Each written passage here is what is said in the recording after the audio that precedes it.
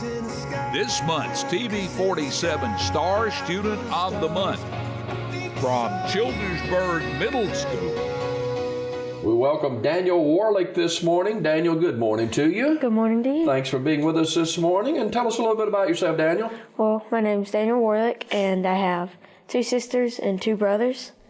And my mom's the 7th grade math teacher at Childersburg Middle School, and my dad is the principal at B.B. Comer. And that puts you right in the middle, doesn't it? You're at the middle school in Childersburg. What's the neat about Childersburg Middle School to you? Well, we have fun, but we learn at the same time. And we use this, it's called STEAM, and it's science, technology, engineering, art, and math. And we try to incorporate that in our lessons as much as we can to where we learn, but we also have fun at the same time. Mm-hmm. Now, being a child of a principal and a teacher as well, do you have to put extra effort forward to make sure you get your grades done and everything? Yes. Now, at Childersburg Middle School, where do you excel, do you think? In my math. Okay. I think it just runs in my family. Yeah. Who is somebody at the school that's made an impact in your life? I'd say my principal, Gina Jones. Okay. She always pushes me to do my best, and she lets me have these opportunities to prepare me for the future and anything else that I want to do. Now, at Childersburg Middle School, a lot of good stuff going on over there, and this is your 3rd year there? Yes, my 3rd year.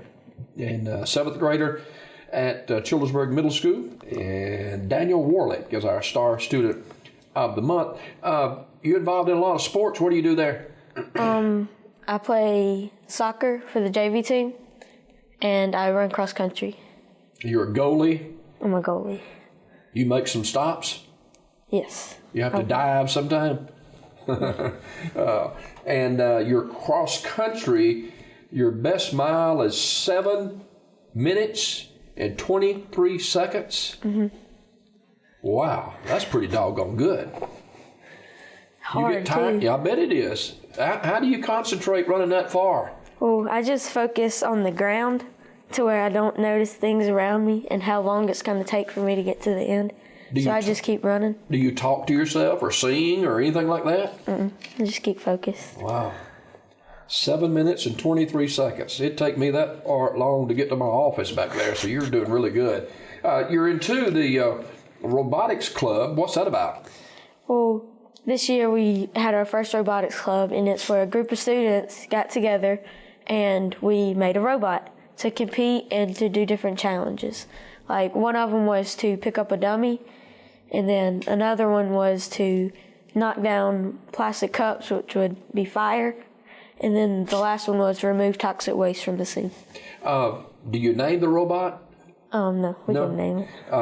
Now, just this year, you went to the mall in Anniston. 2 weeks later, you went to Fort McClellan, and did you display it there? At the mall, we didn't have it ready yet, but we had the base of the robot. We just didn't have the wheels and the claw attached yet. When we went to Fort McClellan, we had the game day, as they call it, and it's where all the robots and all the schools and teams that competed would basically play the game and drive their robot around and try to complete the different tasks. What part of that did you play?